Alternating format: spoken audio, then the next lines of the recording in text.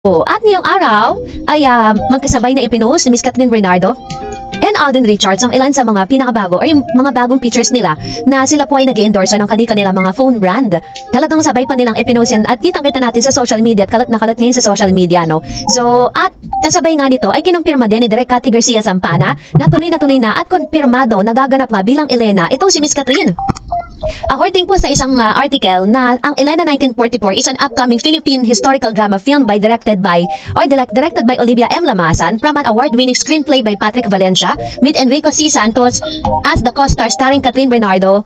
It revolves around a young Filipino woman who become a sex slave for the Imperial Japanese Army during the Japanese occupation. It was produced by Black Sheep Production and Anima Studios. The film is under development and its release date yet is to be announced. So, sa interview kasi ni Mr. MJ Pinipe sa On Q, inamin po ni Direk Cathy Garcia Zampana nang malaman niya na meron pong panibagong movie itong si Direk Olivia Lamasan na isa sa pinaka-iniidolo niyang direktor ay nag-apply daw di umano siya na maging isa sa mga production staff or whatever. Pero sa biro nga daw ni Direk Olivia Lamasan, sinabi nito na hindi raw kaya ni Direk Olivia Lamasan yung kanyang parang talent fee. So ganun po yung naging usap-usapan nila. So ibig sabihin kinukumpirma ni Direk Cathy Garcia Zampana na may panibagong upcoming movie nga itong si Miss Catherine Bernardo na Elena 1944. Medyo ano po kasi ito medyo matured role talaga siya kasi si Elena po dito ay parang comforting women siya. Parang sa sa terminologies natin parang siya ay parang medyo matured talaga yung role na to. So it was happened during the Japanese era.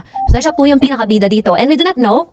Parang pinapakita niya dito yung women empowerment. Doon kasi umiikot yun. At talagang medyo deep at malalim po itong storya na to. Pero alam niyo po ba na mas nakaka-excite, no? Ito pong pinakabagong updates ng mga glam team at ng mga friends itong si Miss Catherine kung saan namataan po sila na lumabas ng bansa going to Thailand. Kasama niya po ang ilan sa mga glam team si Miss Bupiap ba yun? So yun yung mga friends niya. Nakita ko po ito sa Instagram post ng kanyang kaibigan. At nakita natin si Miss Catherine Bernardo na talagang in-spend niya yung kanyang vacation, no?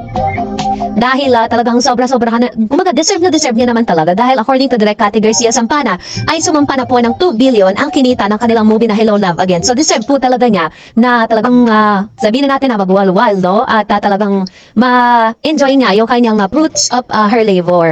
And of course, kitang-kita natin na syempre kapag umalis si Miss Catherine kasama niya yung kanyang buong team, at the same time, inaasahan din po natin na makikita natin ng isang Alden Richards kasi deserve din naman ni Alden Richards ng bakasyon. Kaya pala si Alden, possible kasi mangyari na sumunod si Alden Richards Thailand dahil pagbaba po niya ng Pilipinas, kung makikita ninyo habang nagpapahinga na itong si Miss Catherine, nagbabakasyon na siya, ang haba na nagtulog ni Miss Catherine, pero si Alden Richards still ongoing pa rin yung kanyang pagtatrabaho. Di ba namataan nga siya na parang nag-endorse siya ng bench na hindi naman pala schedule ng bench. Bakit kaya niya pinilit talaga na maganap na yung araw na yun para po, parang meron siyang kini-clear out na schedule? Hindi possible or ang akin pong pangitain dito na baka bigla na lang may sumulpot na isang tisoy sa Thailand. Kasi talagang grabe po yung kanyang schedules talaga talagang feeling ko parang binabakante niya yung mga days na to. So abangan natin ang mga susunod na updates. And for that, narito lang ilan sa mga komento naman ninyo. Magbasa tayo. Sabi ni Ms. Rogelita Capili, ano sasabihin si Alden? Meet si Daniel O.A. ang nasa puso niya.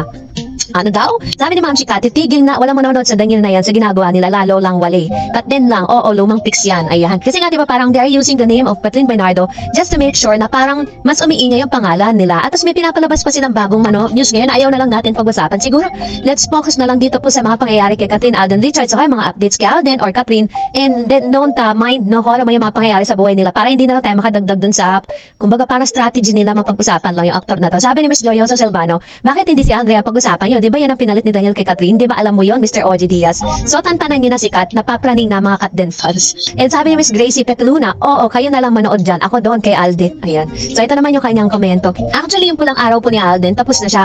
At nag-aantay na lang tayo ng ending nung nasabing pulang araw. Sabi ni Ma'am Chigloyoso, again, yan. And then sabi ni Ma'am si Marilu, di maandal. Cut din lang. Naulit lang yung komento ni Ma'am si Glorioso Silvano. Anyways, so thank you so much for your comments. And salamat sa pag-aabala ninyo na manood ng mga updates natin patungkol dito po kay Catherine at Alden Richards. And of course, at hindi rin lingid sa ating kaalaman na talagang may mga demolition job ngayon na gumagalaw, no? They're trying to destroy yung credibility ng mga Kat Den fans. At the same time, nililito talaga nila dahil sa mga isyang naglalabasan. And of course, sabi ni Ma'am si Elena Galgo, di lalo nagalit ang mga tao kay Daniel, hindi ganyan ang strategy. At maraming tao dyan sa harap ng room ni Kat. Kasi nga, reporters at vloggers naghihintay kay Kat. Kahit sa babang pag-iisip, sana si Daniel tumahimik na lang at parents niya, tumahimik na lang, lalo pa nagalit ang mga tao. Very true. Sabi ni Ma'am si Elena again, magpahinga muna sila, hindi sila robot. umabot at Alden, magpahinga ka. Na kasi hindi ka makina, kahit makina nga, na naabirya, please mag-rest ka muna kahit isang linggo. Grabe si Alden, no? Hindi talaga siya napapagod. Kaya nga sabi, if you're going to describe Alden Richards in one word, he's a Carabao.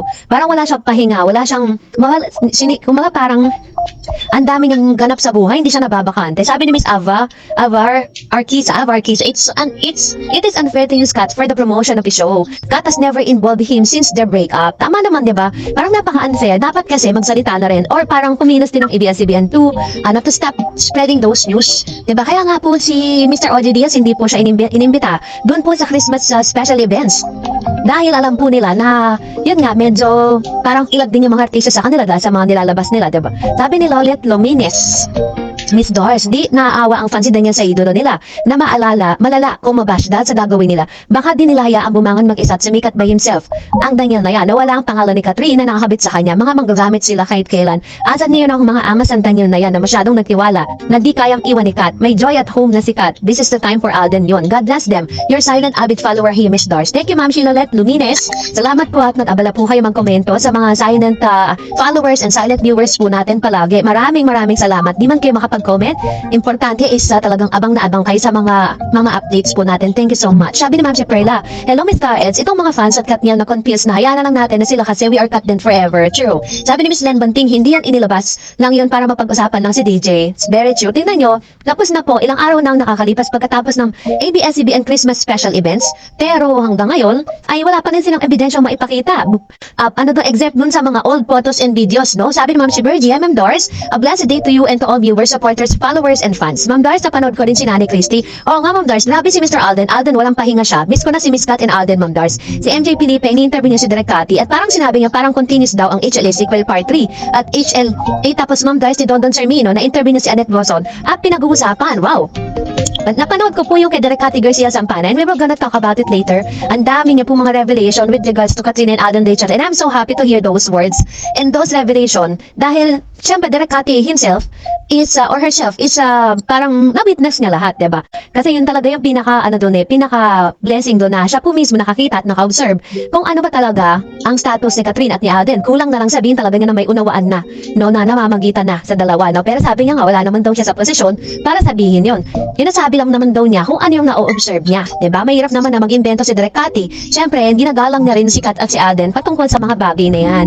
And sabi pa niya, no, na nag-uusap na naman ng teleserye ng Kat din or movie ang pagkakaintindi ko, Ma'am Dars.